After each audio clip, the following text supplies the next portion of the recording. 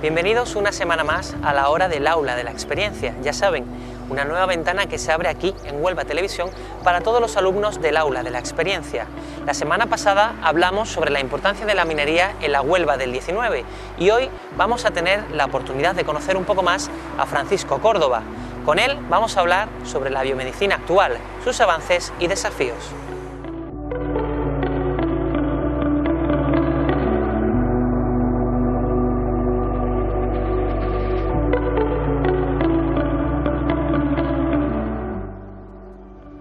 Hola, buenos días. Vamos a comenzar una clase muy divulgativa sobre los extraordinarios avances actuales de la biomedicina, lo cual además nos genera nuevos desafíos, como todo lo que es un avance científico y un avance tecnológico. En estos días, como nunca, se está viendo la importancia de la ciencia en nuestra vida cotidiana, lamentablemente por razones derivadas de la pandemia de COVID. Y esto nos ha llevado a desarrollar precisamente este tema, que espero que sea de su interés. Lo hemos llamado la biomedicina actual. ¿Por qué biomedicina? Porque la medicina actual no solo se basa en la medicina clínica o en la cirugía a la que todos estamos acostumbrados, sino que además tiene que tomar herramientas de investigación básica que realizan, en fin, biólogos, químicos, en los aspectos celulares, moleculares, que tienen que ver con el funcionamiento de nuestro cuerpo. Los avances son extraordinarios, pero como les decía, esto también genera desafíos. Pongamos un ejemplo. Mire, estamos vacunándonos en estos días contra el SARS-CoV-2, o sea, el coronavirus, que nos está provocando esta enfermedad que se llama COVID. Y para ello se ha desarrollado una vacuna que es algo asombroso. Tengan en cuenta que las vacunas tradicionales tardan aproximadamente 10 años en desarrollarse. Esta vacuna se ha desarrollado y es muy funcional, es muy óptima, es óptima en su funcionamiento, se ha desarrollado en apenas unos meses. Bien, la vacuna se basa precisamente en saber cómo funciona, cómo nos infecta el coronavirus. Ahí veremos palabras que se están, en fin, poniendo casi de moda. Palabras como PCR, palabras como anticuerpos, proteínas, ácidos nucleicos, etcétera, ¿no? Bien, entonces imaginemos a un coronavirus con esa forma, en fin, de una esfera con unas prolongaciones que van a ser muy importantes. Bien, el coronavirus, cuando nos contagiamos de él, lo que hace es unirse a nuestras células porque tiene unas proteínas, un tipo de moléculas, que actúan como una llave para reconocer una determinada cerradura en nuestras células que en esta diapositiva llamamos receptor. Bien, entonces el coronavirus se acerca a nuestras células y su contenido genético, en el caso del coronavirus se llama ácido ribonucleico, ARN, su contenido genético lo introduce en la célula. Un virus como este lo que hace es que utiliza nuestros recursos, los recursos de nuestras propias células, nuestros nutrientes, nuestra maquinaria celular, utiliza esos recursos precisamente para fabricar nuevos virus. Bien, entonces la célula se llenará de virus, la célula morirá, se provocarán todos los efectos de inflamaciones y otros que todos conocemos y que pueden ser verdaderamente graves. Bien, fíjense ustedes en este dibujo que le hemos hecho, porque va a tener mucha importancia para hacer esa vacuna.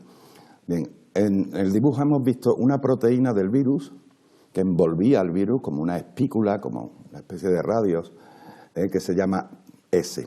Esa es una proteína que es la que permite que el virus se una a nuestras células. Bien, hemos visto que en nuestras células hay un receptor, se llama AC2, Ese receptor es precisamente la cerradura que el virus va a abrir para introducir su material genético dentro de nuestras células. Bien, el material genético del virus, como les decía, es ARN, un tipo de molécula muy importante. Bien, entonces, utilizando precisamente este tipo de información, los científicos, les pongo como ejemplo la vacuna de BioNTech Pfizer, que es la que más se está utilizando ahora mismo en España, los científicos han hecho este tipo de cosas, que parece muy sencillo explicarlas, pero que ha necesitado muchísimos años de investigación. Observen, junto a las tijeras hemos representado la molécula del material genético del virus, el que permite fabricar nuevos virus. Claro, si eso no lo introdujeran en el cuerpo, sería igual que contagiarnos. Entonces los científicos, ¿qué es lo que hacen? Cortan ese material genético y se quedan solo con un trocito. Ese trozo es el que permite que el virus fabrique esa proteína, la proteína S, que hace que se una a nuestras células. Bien, ese trocito de material genético del virus se mete en una bola de grasa. Se llaman nanopartículas porque su tamaño es microscópico. Tengan en cuenta que en una célula humana, que ya es microscópica de tamaño, caben miles de virus. Bien, entonces, con esas partículas contienen, insisto, algo parecido a una grasa y en el interior metemos un fragmento no contagioso, obviamente, porque no es el virus completo, es un fragmento del material genético del virus. Bien, con miles de esas bolitas es con lo que se fabrican las vacunas que nos inyectan en nuestras células. Al inyectarnos esa vacuna en nuestras células, lo que nos están introduciendo es ese trocito del material genético del virus, insisto, nada en absoluto contagioso, porque es un trocito simplemente.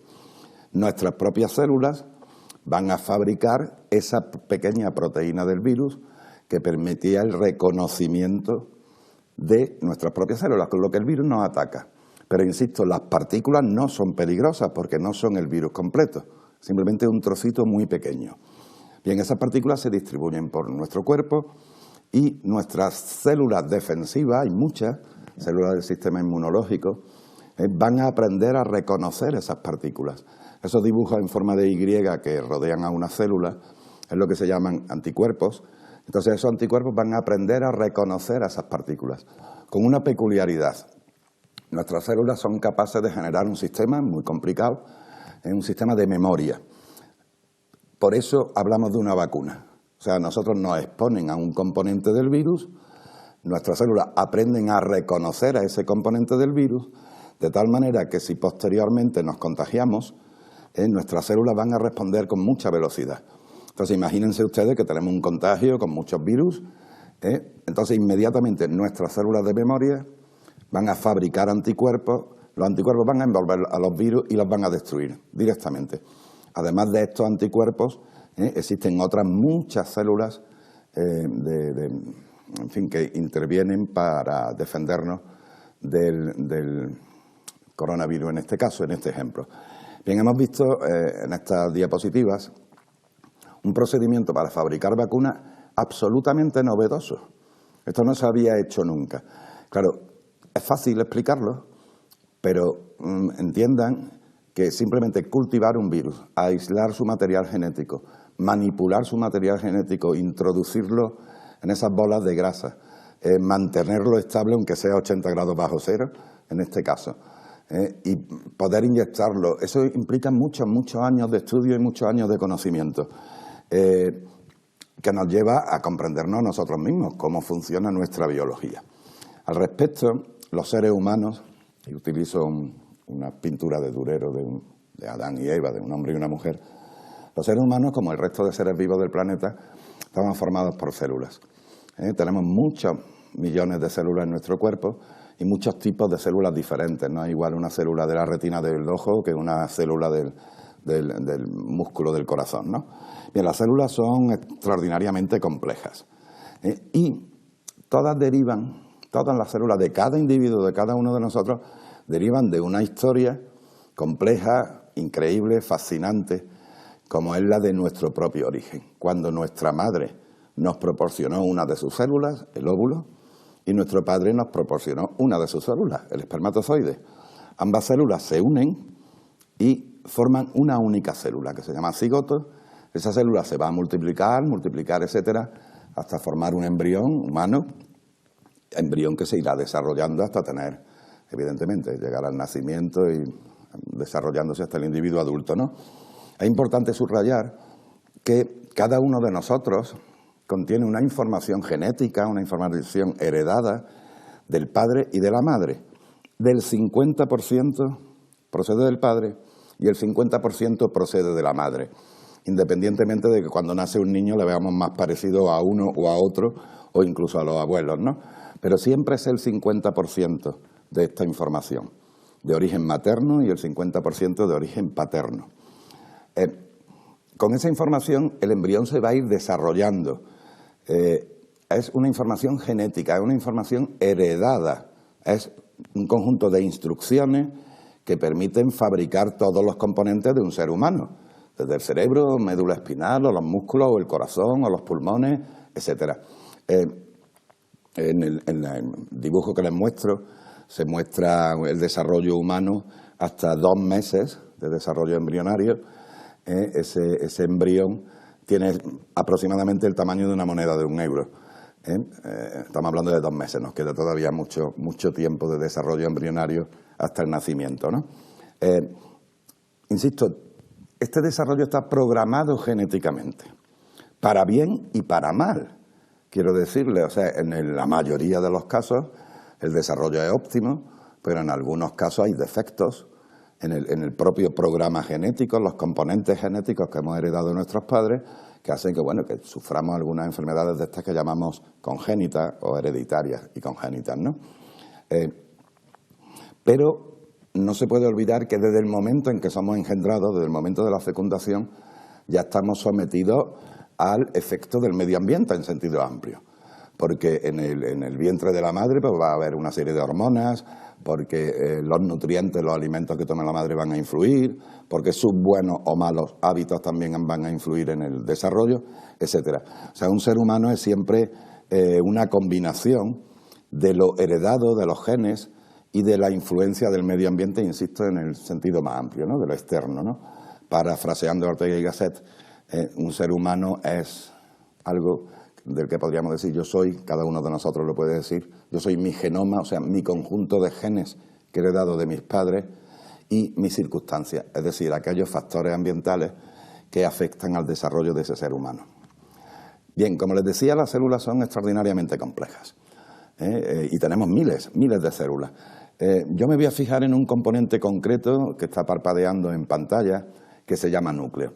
El núcleo es como una especie de caja fuerte, de hecho tiene una doble pared para proteger el contenido. Y el contenido del núcleo de cada una de nuestras células es precisamente el material genético que heredamos de nuestros padres.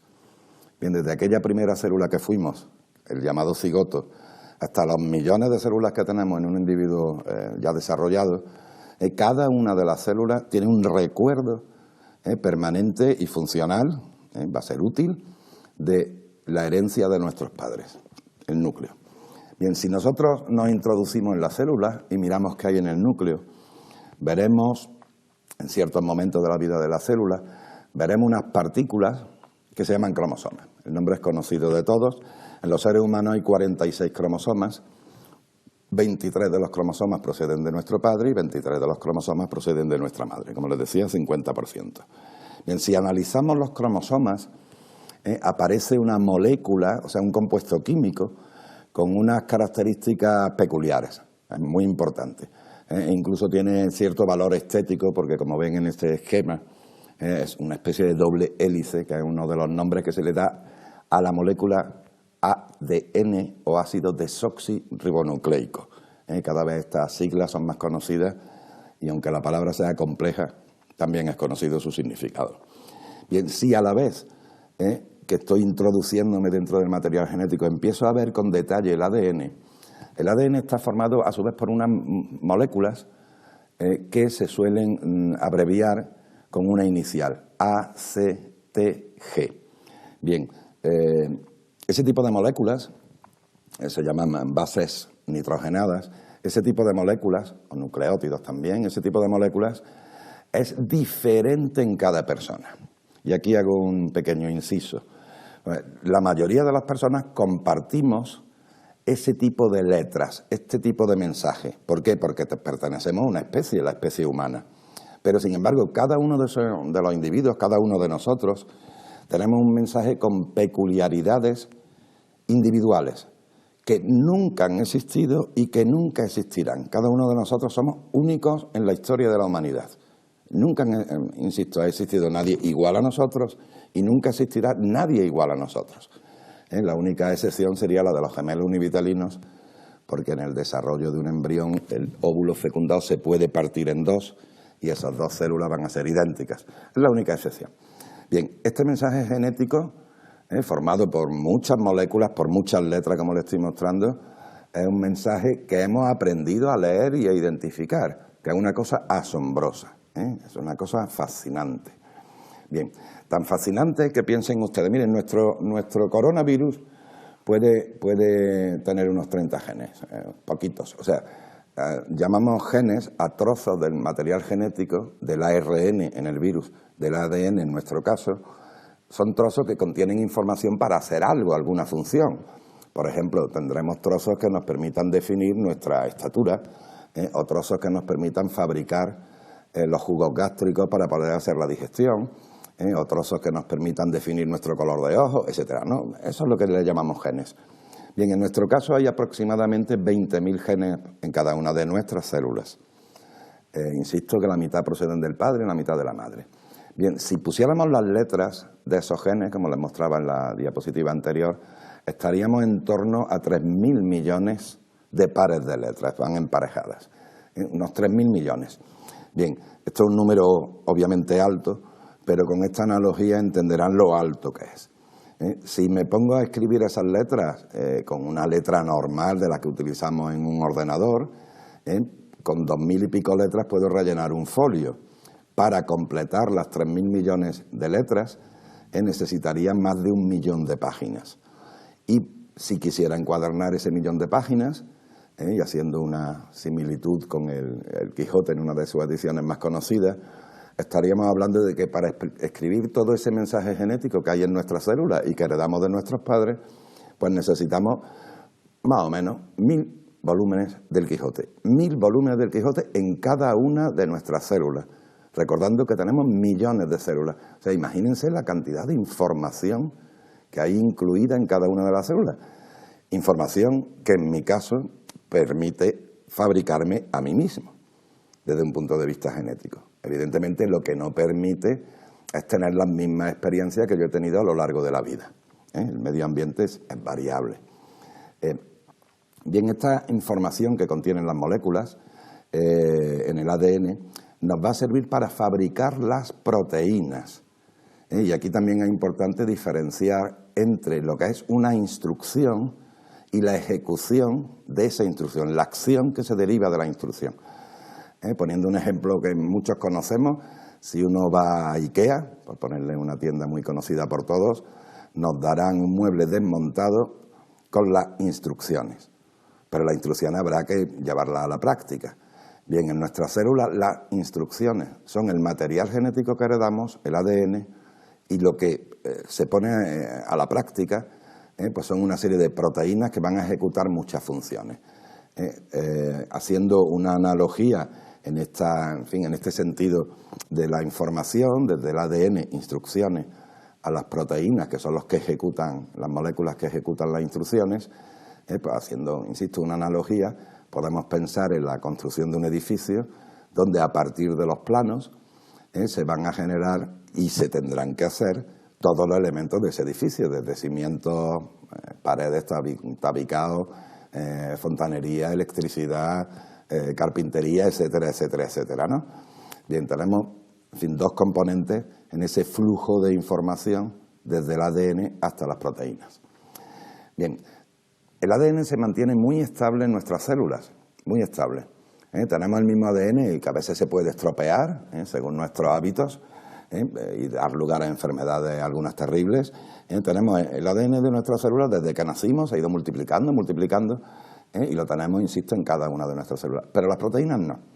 Las proteínas son moléculas que se fabrican cuando hace falta y se destruyen con cierta velocidad, con lo cual tenemos que estar permanentemente renovando esas proteínas.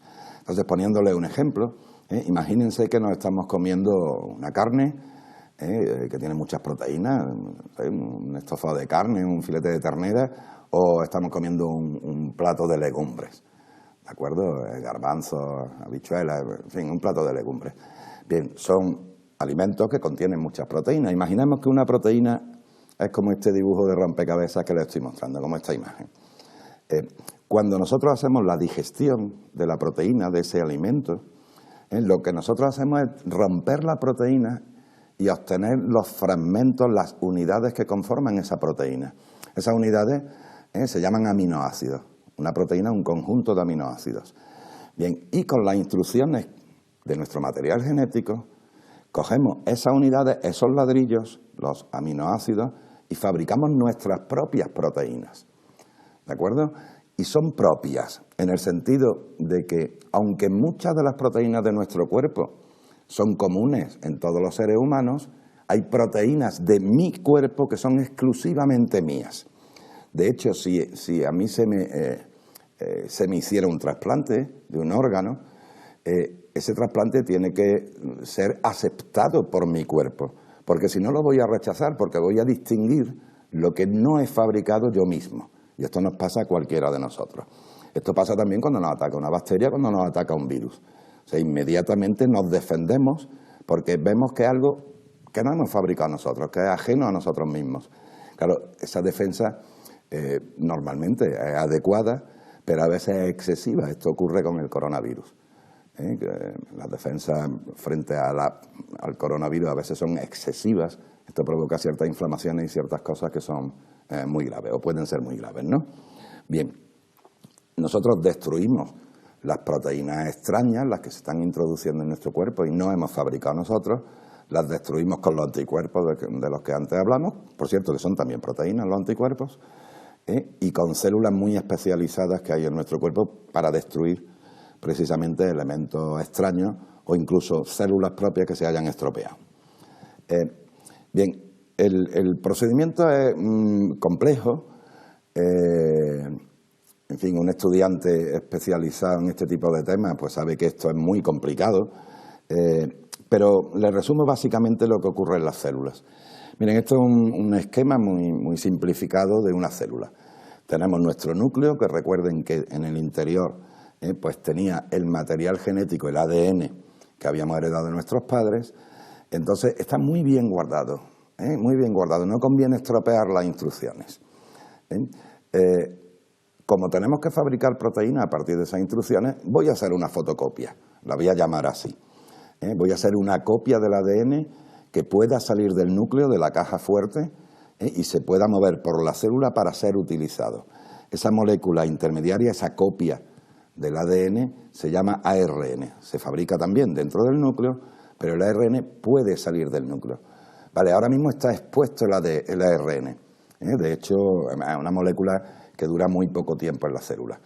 El ARN se va a dirigir a una fábrica de proteínas, que aquí está en el esquema representado a un tamaño mucho más grande de lo que es, que se llaman ribosomas. Tenemos miles de ribosomas en nuestras células, son fábricas de proteínas.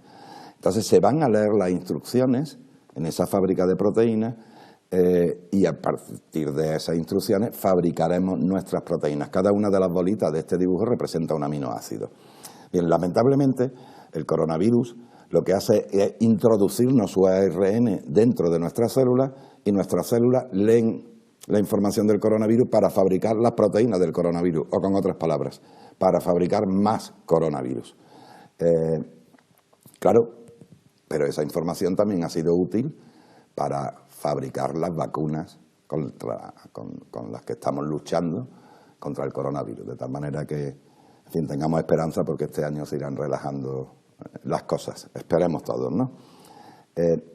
Bien, estas instrucciones, evidentemente, las instrucciones del ADN pueden venir de fábrica, o sea, desde nuestros padres, pueden venir con ciertos errores o pueden estropearse a lo largo de la vida, ¿vale? Los errores congénitos de los que antes hablamos provocan enfermedades de nacimiento o que se pueden desarrollar más tarde, y los errores que se puedan producir en el ADN, dependiendo de nuestros hábitos, pueden llevar a enfermedades, en fin, algunas veces muy graves, como puede ser el cáncer, ¿no? Son errores que se van acumulando, y si se acumulan esos errores en el ADN, ¿qué ocurrirá? Evidentemente las proteínas que se van a fabricar a partir de la información del ADN no se fabricarán bien, o quizás ni se lleguen a fabricar. Por ejemplo, en el coronavirus, lo estoy relacionando todo el tiempo, porque en efecto estamos en época de pandemia y conviene conocerlo. El coronavirus también sufre mutaciones, muchas más que las que sufren nuestras células. Y de hecho ustedes ya han oído hablar de la variante británica, la variante brasileña, la variante sudafricana, etcétera. Son variantes del virus con cambios en su material genético, que pueden hacer que el virus sea más contagioso o menos, tal. Bueno, algunas variantes del mismo, ¿no? Bien, ahora piensen ustedes en que pudiéramos manipular el ADN. Insisto, el ADN contiene las instrucciones, nuestro ADN, para fabricar un ser humano concreto. ¿Vale? Si yo manipulara esas instrucciones, yo manipularía evidentemente las proteínas que se van a generar a partir de esas instrucciones en cualquier sentido. En cualquier sentido. Claro, esto es una historia de mucha investigación que se inicia en el año 43. O sea, no han transcurrido todavía 80 años. En el año 43 cuando se distingue que el ADN es precisamente esa molécula que hemos heredado de nuestros padres. Bien, a partir de ese año 43 se van sucediendo la investigación, haciéndose, en fin, una serie de descubrimientos que nos permiten desarrollar técnicas de manipulación del ADN. Por cierto, vale la pena recordar que en estos años, en fin, los años 70, sobre todo 80, un español, Severo Ochoa, el doctor Severo Ochoa, premio Nobel, pues tuvo, en fin, un papel muy relevante en este desarrollo de conocimiento sobre el ADN. Bien, pongamos al final dos fechas importantes. Una, el año 96, donde fabricamos por primera vez un animal. Un animal desde un punto de vista genético pues se parece mucho a un ser humano. Recuerdan ustedes a la famosa, se hizo famosa, oveja Dolly, con unas técnicas, en fin, nunca vistas anteriormente. Y el año 2003, un año también muy importante, porque se publica lo que se llamó genoma humano. Por genoma entendemos el conjunto de genes, el conjunto de unidades hereditarias del ADN que poseemos cada uno de los seres humanos. Pero, como insisto, todos pertenecemos a la misma especie, seres humanos, hombres y mujeres, evidentemente, todos tenemos muchas coincidencias, con lo cual se pueden buscar aquello que nos define como seres humanos. ¿Cuáles son los genes, el conjunto de genes, el genoma que nos define como seres humanos? Entonces, en un proyecto que se inicia en 1984, se decide identificar esos genes. Eso se le llama un proyecto Genoma, Genoma Humano, finalizó en 2001, y es un proyecto donde la financiación pública se dio la mano con la financiación privada, porque en tan pocos años hubiera sido imposible hacer esto, con los medios de la época, ¿no?, de finales del siglo XX. Y se logró hacer en poco tiempo, aunque les parezca muchos años, los cálculos iniciales eran de muchísimos más años. Bien, se confeccionó un mapa con todos los genes humanos, se averiguaron cuáles son las letras A, T, C, G de las que le hablaba antes de esos genes humanos, se hizo público, esta información es pública, se puede consultar en bases de datos en Internet, y hubo que desarrollar medidas éticas y jurídicas, que aún lo estamos haciendo. La razón, y en fin, en la época se difundió una imagen gráfica en Internet donde el creador, una simbología del creador, de un dios, habla de malditos hackers porque han descubierto, en fin, cómo funciona ese material genético, no ese material hereditario. Claro, había que hacer normas éticas y jurídicas para ver cómo se iba a usar el material genético hereditario. Porque este conocimiento podía dar lugar a efectos muy deseados, pero también a efectos indeseables. De hecho, la investigación genética en los últimos 20 años en particular, en el siglo XXI, ha avanzado muchísimo, muchísimo. Hoy se puede hacer de todo.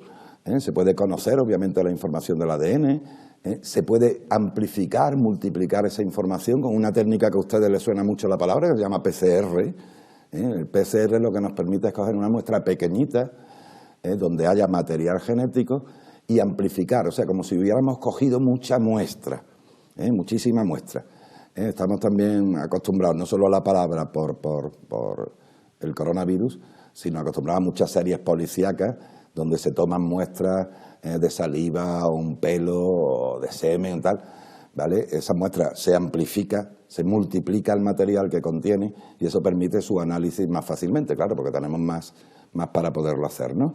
Bien, y se puede manipular. A veces se emplea la palabra editar. Igual que uno escribe un texto en un ordenador y una vez escrito lo revisa para corregir sus errores o cambiar algunas cosas, a eso se le llama edición. Con el ADN se puede hacer lo mismo. Yo puedo tener en un tubo de ensayo ADN y manipularlo, editarlo, cambiar algunas cosas, quitar algunas, etcétera, ¿no? Claro, hoy se pueden fabricar embriones en el laboratorio, se pueden cultivar células, en fin, las posibilidades son infinitas, infinitas. Por ponerle un ejemplo, el análisis de ADN, o un par de ejemplos les voy a poner, el análisis de ADN tiene dos objetivos, en primer lugar. Uno, un carácter identificatorio, porque, les recuerdo, les insisto en que cada uno de nosotros tenemos genes que solo son nuestros. Bien, esto nos sirve para identificar si alguien es hijo de un señor determinado, o alguien es padre de un señor determinado, estamos acostumbrados a ver esto en la prensa, o nos sirve para identificar a un posible sospechoso de un crimen. Miren, el ADN se puede poner en un tubo de ensayo, se puede fragmentar, se puede romper y se pueden separar esos trocitos del ADN. Claro, esas técnicas de separación es como un análisis digital, de hecho el nombre en inglés significa básicamente esto, ¿no? Unas huellas dactilares pero del ADN. Bueno, nos genera una rayita, unas líneas que son fragmentos del ADN. En esta gráfica les pongo un ejemplo. Imagínense, vamos a ponernos en plan película de las muchas que vemos en televisión, imagínense que en el escenario de un crimen hay gotas de sangre, de esas gotas de sangre se amplifican con PCR, se analiza su ADN, se fragmenta y se separan los fragmentos, lo cual nos da una serie de manchas. Bien, entonces la sangre de la víctima, ¿vale?, tiene una serie de manchas. Y además había sangre de origen desconocido, no solo de la víctima, ¿vale?, cuyas manchas no coinciden con las de la víctima. Bien, la policía sospecha de que hay unas personas que pueden estar implicados o al menos estaban presentes en el lugar de ese crimen, bien, y analiza su ADN. Entonces, hemos puesto en el ejemplo 3 sospechosos. Observen que el primer sospechoso, enumerado con el número 1, el primer sospechoso, sus manchas coinciden totalmente con las gotas de sangre de origen desconocido que había en esa escena, en ese escenario del crimen. Mientras que el ADN de los sospechosos 2 y 3 no se parece. Bien, es obvio que la persona, el individuo número 1, estuvo en el lugar del crimen. Otra cosa distinta será si cometió o no cometió el crimen. Esto no tiene ya nada que ver con el ADN. Bien, pero también tiene una visión predictiva el análisis. Desde el punto de vista de la salud, la más importante. Bueno, hace pocos años se identificó un gen, un trozo de ADN, ahí tienen el nombre, BRCA1, cuya misión en nuestras células es suprimir tumores. O sea, si se nos está desarrollando un tumor, un cáncer, ese gen se activa, ese trozo de ADN se activa, se lee su información y se fabrican unas proteínas determinadas que lo que van a hacer es matar las células tumorales. Bien, si ese gen falla, si ese gen está estropeado, hay una probabilidad mucho más alta de padecer un tumor. ¿De acuerdo? Insisto que el gen suprime tumores. Si el gen se estropea, al no suprimirse los tumores, pues se pueden desarrollar con mucha más facilidad. Bien, un ejemplo que se hizo mediático fue el de la actriz Angelina Jolie, porque detectaron errores en ese gen.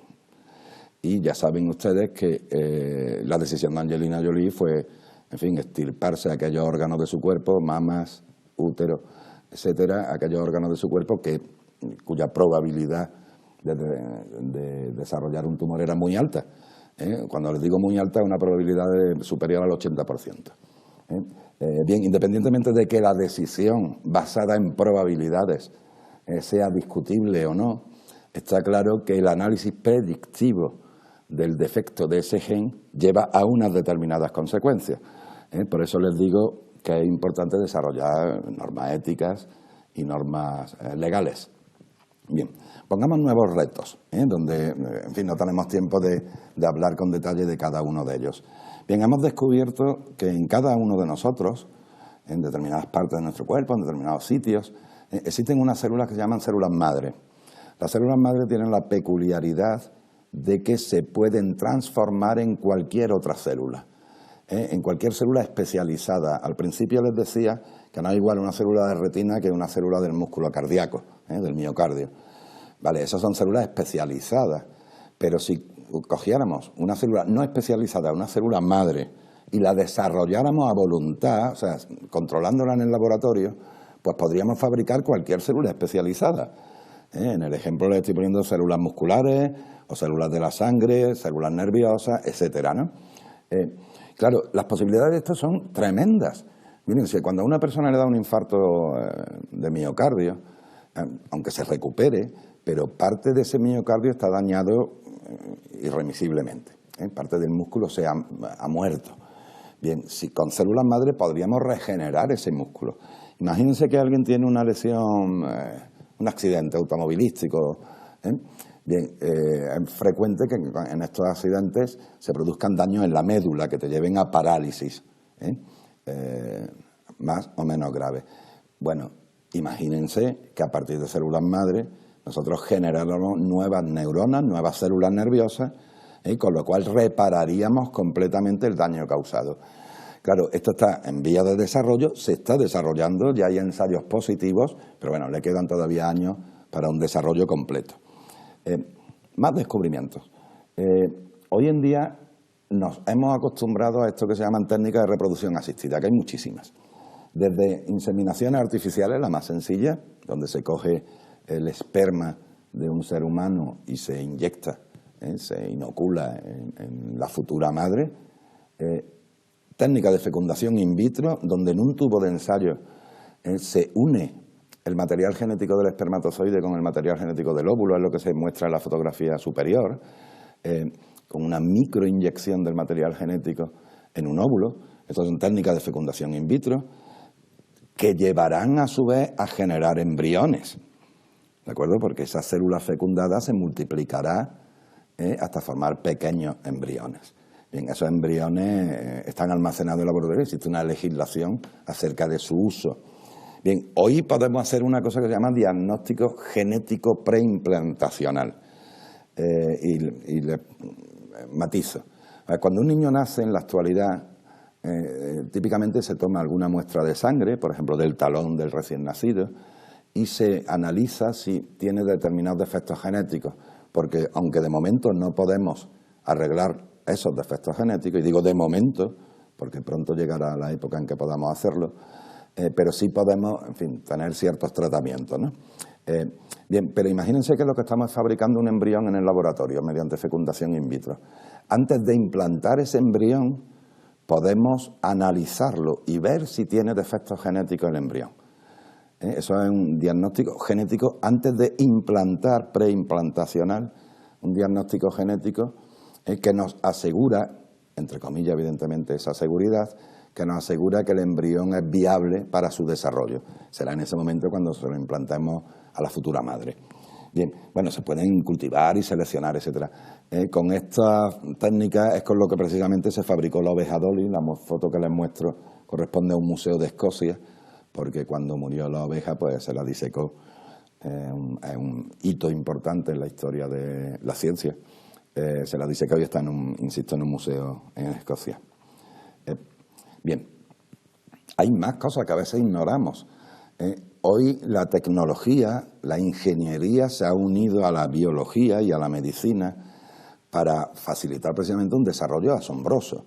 Desde la obtención, la fabricación de prótesis fantásticas, esto es lo que se llama biónica, en la foto les muestro una mano artificial perfectamente móvil y utilizable, a técnicas de análisis de imagen también, insisto, asombrosas, ¿no? Como estas ecografías 3D que nos permiten ver y hacer un vídeo. del niño que tiene una mujer en su vientre, con un detalle inesperado hace muy poquito tiempo, ¿no? O a todas estas técnicas que alguna vez nos hemos sometido nosotros, desde los famosos rayos X en su momento, a técnicas como la resonancia magnética, las tomografías, etcétera, ¿no? O sea, son desarrollos paralelos que se van realizando a medida que vamos conociendo más sobre el cuerpo humano y evidentemente la tecnología y la industria derivada de las ingenierías en plural, pues va desarrollando nuevos instrumentos útiles en el diagnóstico o en la curación. Les decía, lo que no puede ocurrir es que el desarrollo científico no sea paralelo a un desarrollo ético. Mira, a veces digo que el conocimiento nos lleva a problemas. Por ejemplo, mi madre, mi abuela, cuando se quedaban embarazadas, su respuesta cuando alguien les preguntaba que sea lo que Dios quiera. Bien, hoy a una madre, al poco tiempo del embarazo, se le están haciendo ecografías y se le están diciendo ciertas peculiaridades del niño. Imagínense, si el niño tiene defectos, la ley permite que esa madre tome decisiones al respecto. ¿De acuerdo? Claro, pero eso te lleva a problemas. Conocer te lleva a tomar decisiones. Bien, en la historia de la medicina ha habido acontecimientos muy lamentables. Típicamente se cuentan los acontecimientos de la Segunda Guerra Mundial derivados del nazismo, el famoso doctor Mengele, el doctor Muerte. Yo les pongo uno de Estados Unidos para que vean que estas cosas suceden en democracias muy avanzadas. Miren, en una localidad norteamericana llamada Tuskegee, desde los años 30 hasta el año 1972, estamos hablando de unos 40 años, se investigó la sífilis para saber cómo se morían las personas de sífilis, o sea, sin la más mínima intención de curación. ¿De acuerdo? Claro, ¿qué tipo de personas se buscaron? Las que iban a dar menos problemas. Poblaciones de color negro, hablar de raza hoy en día es, en fin, es absurdo. Poblaciones de color negro, de piel de color negro y pobres. Evidentemente, había pocas defensas, ¿no? No podían ir a un abogado a protestar. Bien, y simplemente se les dejaba morir. Se les dejaba morir. Esto duró 40 años. De hecho, fue en el 97, o sea, hace muy poco, cuando el presidente Clinton pidió disculpas por este tipo de experimentos, alejados absolutamente de las más mínimas nociones básicas de ética o de moral. Hoy en día vemos en los periódicos permanentemente ejemplos que nos sorprenden.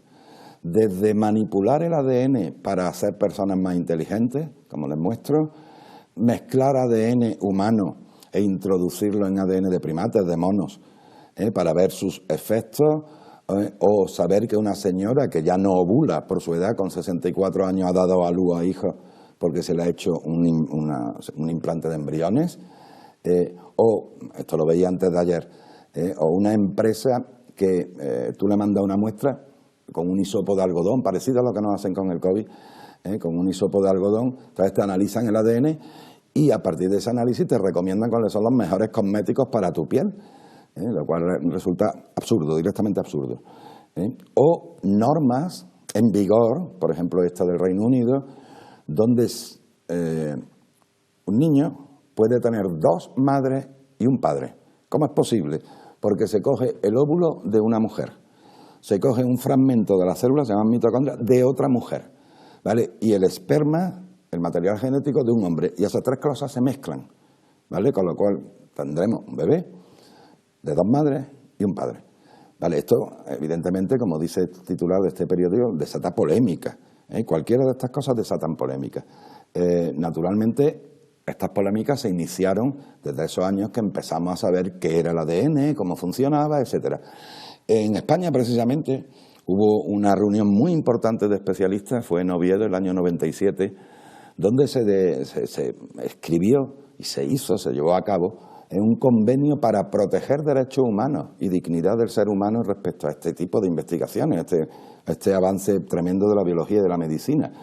De hecho, llama la atención uno de sus artículos que dice que se prohíbe toda forma de discriminación de una persona a causa de su patrimonio genético. O sea, imaginemos en un futuro, en fin, muy próximo, que nos analicen a cada uno nuestro material genético y a partir de nuestro material genético deduzcan, ¿qué les voy a decir yo? Pues que una persona pues tiene tendencia a tener colesterol alto, o tendencia a ser poco social, etcétera. Y eso nos lleva a consecuencias a la hora de hacernos un seguro de vida, o de ser contratados por una empresa.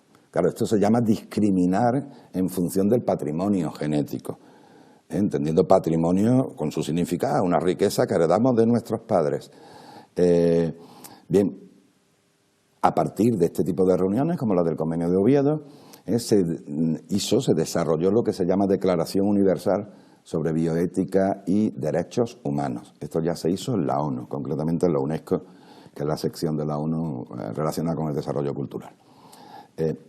Bien, los principios de la bioética tienen carácter universal y son muy sencillos y muy fáciles de entender y a la vez muy difíciles de llevar a cabo. Estos principios son, en primer lugar, beneficencia. ¿Esto qué significa? Se trata de hacer el bien, siempre, con respeto, un trato respetuoso, pero siempre buscando el bien de una persona. Obviamente, no maleficencia, se trata de evitar el mal en todo lo posible, no abusar, no maltratar. Claro, esto, así visto, es una obviedad, pero les pongo ejemplo. Si una persona, imagínense, una persona mayor, tiene una enfermedad muy grave, hacer el bien es decirle la verdad, o eso es hacer daño. Si uno tiene que tomar una decisión sobre esa enfermedad grave, ¿vale? Esa decisión puede ser, oye, quiero acortar el periodo de vida para no sufrir.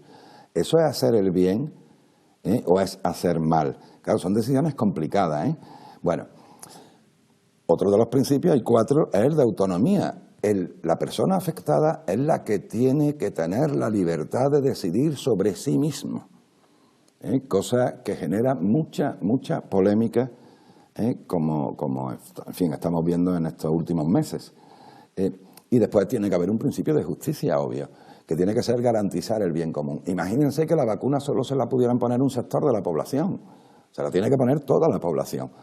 Imagínense que esta nueva medicina muy costosa, que nos permitirá en un futuro muy próximo, insisto, tener vacunas, incluso se están desarrollando contra el cáncer, pero solo se la pudieran poner a aquellas personas que tienen un poder económico alto. Sería una medicina no justa. Bien, entonces se trata de que el bien derivado de esos avances sea común, sea para todos. Y esto es complicado, y esto es complicado en las sociedades modernas muy competitivas y siempre, en fin, con problemas económicos. Bien, la Carta de esos Derechos Humanos de la UNESCO tiene varios capítulos que ya todos, en fin, empezamos a conocer, aunque no hayamos leído esa carta. Por ejemplo, en el número 7 vemos consentimiento informado. Hoy nadie va a un hospital, incluso una pequeña operación, sin que le den un documento donde se le informa de los riesgos de esa operación. ¿De acuerdo? Tiene, en fin, 2 matices ese documento. Por un lado, se informa al paciente, siempre que la lectura sea comprensiva, no todo el mundo puede entender, en fin, un documento de carácter médico, y por otro lado, en fin, le da cierta seguridad al médico que va a operar, por si hay algún problema en esa operación, ¿no? Un ejemplo cualquiera de los que podemos tener a partir de esta información. Bien, evidentemente las normas éticas son son recomendaciones, parten de un asesoramiento de especialistas de muy diversos campos. Esos especialistas en todas las naciones, en España también, forman lo que se denominan comités de bioética. Pero ellos asesoran, ellos aconsejan. Al final, evidentemente, hay que traducir todo esto en leyes. Bien, en España existen ya muchas leyes, en un país relativamente bien avanzado en el desarrollo de normativas con respecto a las aplicaciones científicas y de investigación, del uso, etcétera. Y muy recientemente, como ustedes saben, se está debatiendo esa llamada ley de la eutanasia, es decir, esa llamada ley que permitirá a los individuos, a las personas, tomar decisiones sobre su propia muerte. Vale, es una ley como todas las que tienen que ver con la relación entre ciencia y su aplicación en nuestra vida cotidiana, una ley muy polémica. De hecho, en este primer paso por el Congreso de los Diputados hubo un 59% de los diputados que votaron sí a ese desarrollo de la ley, frente a un 41% que votaron que no.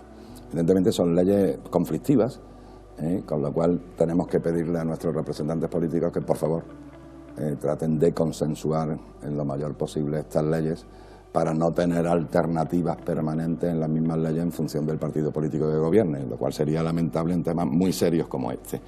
Al respecto, y hace un par de meses, en enero de este año, el premio Nobel, Mario Vargas Llosa, escribía un artículo que llamaba El derecho a morir, y subrayo esta frase para mí importante, ¿no? Que en la aprobación de la ley de eutanasia hay que recordar que el derecho a vivir no se ve amenazado por el derecho a morir.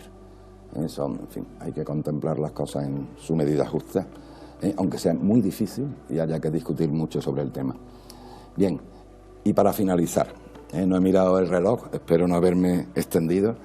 Me gusta recordar una frase de nuestro insigne poeta universal, poeta Antonio Machado, de su apócrifo Juan de Mairena, donde dice: una cosa terrible tiene el aumento de la cultura por especialización de la ciencia, que nadie sabe ya lo que se sabe, aunque sepamos todos que de todo hay quien sabe. Claro, nuestro problema es que la ciencia se ha especializado muchísimo, muchísimo, con lo cual hay algunas pocas personas que evidentemente conocen esos detalles. A la vez, los medios públicos divulgan, en fin, con mejor o peor calidad, parte de los detalles de la ciencia. Y a la vez tenemos un sistema de información muy novedoso, que es el sistema de información a través de las redes de Internet, sea en cualquiera de sus medios, Facebook, Twitter, en fin, en cualquiera de sus formas, donde cualquiera de nosotros puede escribir y difundir, entre comillas, ciencia. El problema es distinguir lo que es ciencia real de lo que es ciencia inventada. Y hoy, lamentablemente, somos testigos del desarrollo de esa ciencia inventada y de cómo personas, en fin, excesivamente crédulas, ¿vale?, pues toman decisiones en función de cosas que no son verdad, ¿vale? Hay una misión que tenemos que tener cualquiera de los que nos dedicamos a la investigación y a la docencia, que es la de la difusión, la de la divulgación, y por eso agradezco que Huelva Televisión tenga esta iniciativa que nos permite, bueno, pues extender ese conocimiento científico a la población. Bien, por último, les muestro unas palabras de un premio Nobel, un físico, Edwin Rödinger, que yo siempre considero, en fin, que traslado continuamente. Les leo: debemos insistir, por más evidente y claro que pueda parecer, en que el conocimiento aislado obtenido por especialistas en un campo limitado del saber carece en sí de todo valor. Su único valor posible radica en la integración con el resto del saber y en la medida en que nos ayuda a responder a la más acuciante de las preguntas: ¿quién soy yo? El señor Rödinger, con esta frase importante, nos dice algo que tendríamos que tener en cuenta a diario. Vamos, en estos tiempos complicados de la pandemia de COVID, vemos como los especialistas nos mandan una información, los políticos se asesoran a partir de esos especialistas, o deberían al menos hacerlo, y toman determinadas decisiones que a su vez nos afectan en nuestra vida cotidiana, nos afectan en nuestros negocios, el que lo tenga, en nuestras empresas, en el caso de los docentes, pues como ustedes saben, pues estamos empleando una docencia virtual, no estamos en presencia de los alumnos, etcétera. Pues todo avance en cualquier disciplina, sea la que sea, repercute, incide sobre nuestras vidas en nuestro día a día, ¿vale? El diálogo es imprescindible, el diálogo entre científicos, entre humanistas, entre políticos, entre empresarios, etcétera. El diálogo es imprescindible, y entre periodistas que obviamente tienen la misión de divulgar y de difundir una información veraz a la población. Bueno, y en fin, y con esto ya llego al final de esta clase. Les agradezco su paciencia, no es fácil seguir una clase en un medio televisivo, y espero que les haya sido útil. Nada, muchas gracias.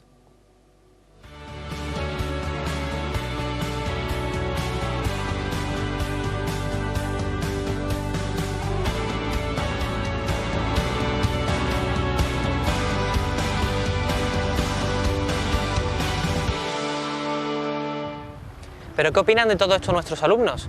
Estos son los vídeos que nos han mandado esta semana para tratar un poquito más sobre este asunto. Hola, soy José María Amador, alumno del aula de la experiencia y del aula de teatro. Apoyo la iniciativa para dar las clases online y a través de Huelva Televisión. Creo que todos conectaremos. Gracias. Soy Juan Malabadí, alumno veterano del aula de la experiencia. He disfrutado muchísimo con la clase inaugural de la profesora Peña, nuestra querida rectora. Ha sido una clase muy amena, muy didáctica y de la que he aprendido mucho. Espero que hayan disfrutado tanto los alumnos del aula de la experiencia como todos los televidentes de Huelva Televisión. Muchas gracias María Antonia y muchas gracias Huelva Televisión y muchas gracias al aula de la experiencia. Y esto es lo que hemos tenido en esta semana. Ya saben que su participación es fundamental, por lo tanto les volvemos a invitar a que nos manden sus vídeos al siguiente número de teléfono. La próxima semana contaremos con el profesor José María Rodríguez y con él hablaremos de los grandes genios de la pintura, del terror a la ternura. Le esperamos aquí en Huelva Televisión en la hora del aula de la experiencia.